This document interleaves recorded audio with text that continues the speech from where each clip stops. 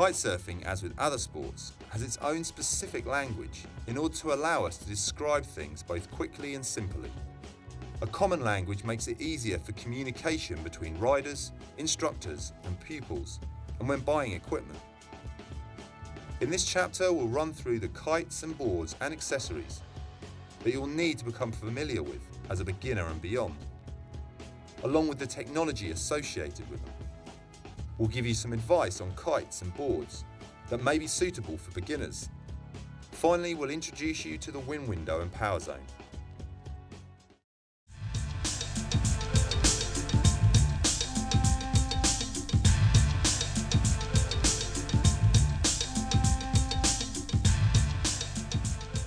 Kite design is constantly evolving, but in essence there are two main types. Leading edge inflatables, also known as LEI kites, and foil kites, which have no rigid structure. The most popular kites at the moment are the leading edge inflatables, and that is what we'll be using in this video, but almost everything you learn can be applied to other styles of kites. A leading edge inflatable has several inflatable tubes, sometimes called struts, and a leading edge that when inflated makes the kite semi-rigid. The back of the kite, called the trailing edge, is not inflatable for aerodynamic purposes. The original aim of this design was to allow relaunching on your own if the kite falls in the water. LEI kites have developed further, taking inspiration from foils, and we now have various styles of inflatable kites. The original C-shape, bows, hybrids and delta kites. They all share various features and characteristics, and no doubt further styles of kites will evolve over the coming years. C-shaped kites are the original style. You can see that the kite lines attach directly onto the tips of the kite, and most modern C-shaped kites have a fifth line for safety and added D-power. They offer lots of pull, stability and turn aggressively, but this comes with less D-power. These days, C kites are favoured by professional freestyle riders doing powered technical tricks. Bows were the first major departure from the original C kite. They have a flat profile, swept-back tips and a concave trailing edge. They have a bridle which is several interconnecting lines that join at the tips and various points along the leading edge. They have massive amounts of D-power and generally turn less aggressively, so they can be used in a wide range of conditions, and they are great kites for beginners through to advanced riders. Hybrids cover a wide range of styles, taking elements of the C and bow kites, giving characteristics from both, and vary depending on manufacturer. Some have bridles and may be called supported leading edge kites or SLEs. Others use a fifth line, which adds an extra line that runs up from the bar and attaches at the centre of the leading edge. They aim to give the direct feel of a C kite with a large amount of D-power from a bow.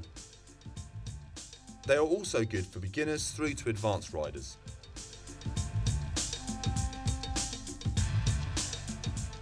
The delta kites can be easily identified by their distinctive leading edge, which is straight but angled back with a straight trailing edge, giving them a wider middle section to the kite, which often gives good low-end power. They also have a simple bridle system. Delta kites have similar characteristics to hybrids and bows, and are becoming increasingly popular with all levels of riders. The difference between any of these styles of kites, specifically the bows, hybrids and deltas, are down to the manufacturers and who and what they have designed the kite for. But generally, all these kites are great for beginners. We'll be using kites from each of these styles throughout the video. The techniques we show are generally the same, whatever type of kite you use. Where there is a need to distinguish between different techniques, we'll show these icons. In fact, we don't need to distinguish between the kite styles, but more the bar and line setups they use. 4-line or 5-line. Generally, kites with bridles have 4 lines, and those without use 5 lines. We'll cover this more in the bar and line section next. The connectors or pigtails are attachment points on the tip of the kite or a bridle that allows you to easily connect and disconnect your lines. The exact detail of this is shown in the kite setup chapter. Many beginners' first hurdle is working out which size kite or kites to buy. It's very hard to give a concrete answer on this, as it depends on your body weight, local conditions, and general aptitude. An average sized person looking to buy a single kite would probably do best getting a kite between 10 or 12 metres. At this size you'll be able to get out in winds between 10 and 20 knots, the ideal conditions for a beginner. Heavier or lighter riders, or people at locations with generally lighter or stronger average winds, can adjust this accordingly. Get advice from your local shop, riders at your local beach, or ask on one of the popular online kite forums for advice. Check out www.progression.me for links to shops and forums.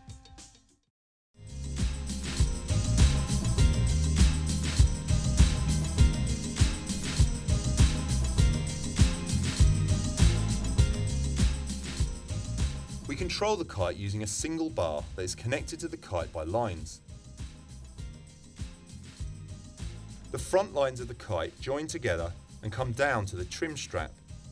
This then connects to the centre line and runs through the bar and onto your chicken loop. You connect yourself to the kite by hooking into this loop, using the spreader bar of your harness. If you kite using a fifth line, it will connect to the centre of the leading edge and travel down, joining with the other front lines. Each end of the bar has a leader line that connects to the back lines. These run up and connect to the back of the kite. The bar tips have winders to protect your fingers when flying and keep the lines tighter around the bar during transportation, avoiding tangles for the next time. The bar will have a safety leash system that is attached directly to you. Generally, the leash will attach near the chicken loop and will allow you to release the kite and be left attached to just a single line, completely depowering the kite. For 5-line kites, you are attached to this central fifth line, whereas for 4-line kites you will be left attached to one of the front lines. The back lines are your steering lines, whereas the front lines allow you to change the kite's power by moving the bar towards and away from you. Putting the bar towards you will give you more power. Pushing the bar away from you will reduce the power. You can see how this movement changes the angle of the kite in the sky, and it's this angle that affects the power and lift the kite generates. You can also permanently change the power and trim of the kite by adjusting the trim strap.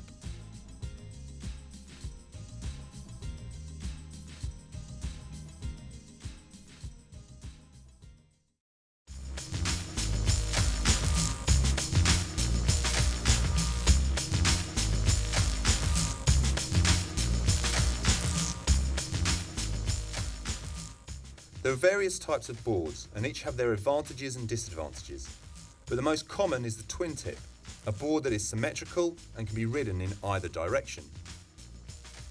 Most boards have foot straps. They keep your feet in place and make it easier to direct the board. They also have foot pads that give grip, avoiding injury and enabling a smoother ride. A board has rails, which are the edges that run around the outside of a board, influencing its manoeuvring and upwind abilities.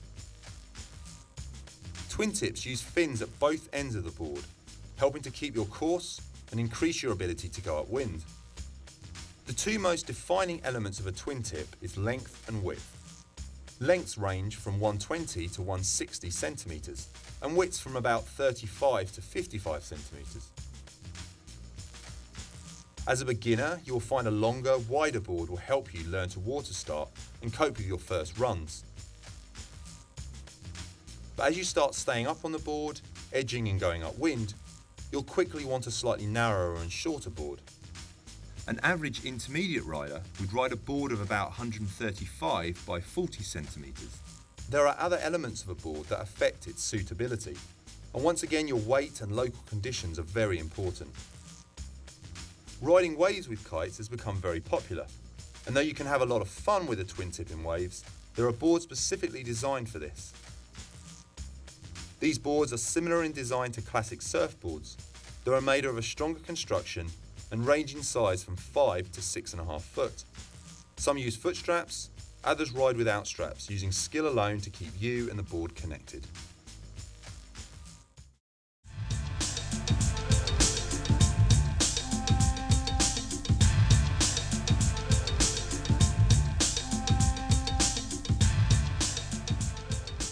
If we hung onto the kite using just our arms, we'll be heading back to the beach pretty soon after leaving. The kite has a lot of power, and we use a harness to take the weight off our arms and transfer the power of the kite through our bodies and down into the board. Because our body is connected to the kite by hooking into the chicken loop on the bar, our arms are free to pilot the kite and sheet in and out, adjusting its power and behaviour. There are two styles of harness, seat and waist. Seat harnesses go around your hips with straps around your legs. They generally allow the less experienced to get their weight back against the kite a lot easier and are commonly used in schools when people learn. Waist harnesses go around your waist and give you more manoeuvrability as your lower body is free to move, though they do tend to ride up more, and it's important to find one that fits you well. Waist harnesses are more popular with intermediate and advanced riders, and even if you learn with a seat harness, you might want to consider trying a waist harness as you improve.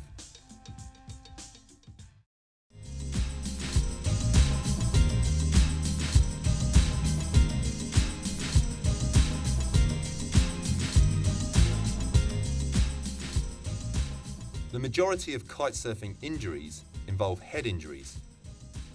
So during your lessons and time as a beginner, it's essential to wear a helmet.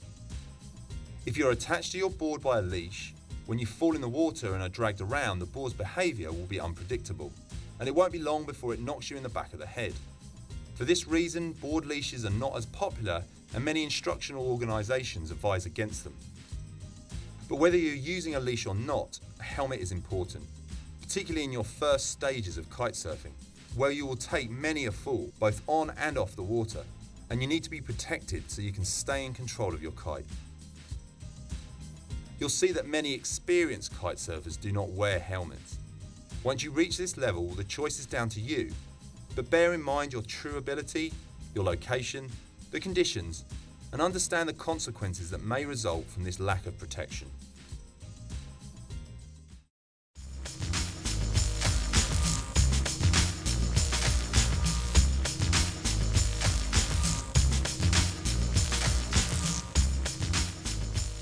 The wind window is the area where the kite can fly, and the pilot is the centre.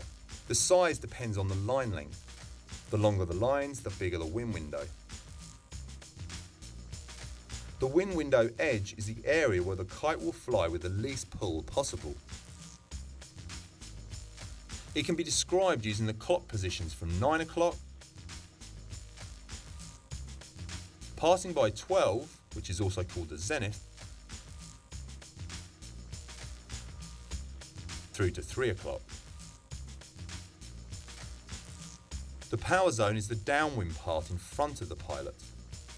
The further the kite sits or flies away from the edge of the wind window, the deeper it is into the power zone, generating more power.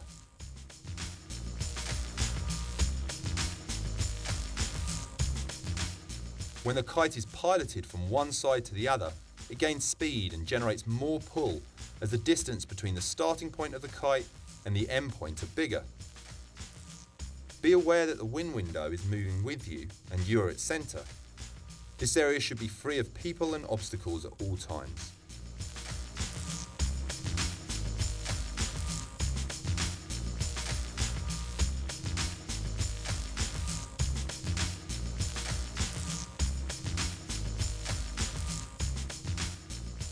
When riding, you will use just one side of the wind window, from 12 to 3 to go to the right, and from 12 to 9 to go to the left. Piloting the kite fast towards the opposite direction of motion will usually result in falling in or a jump.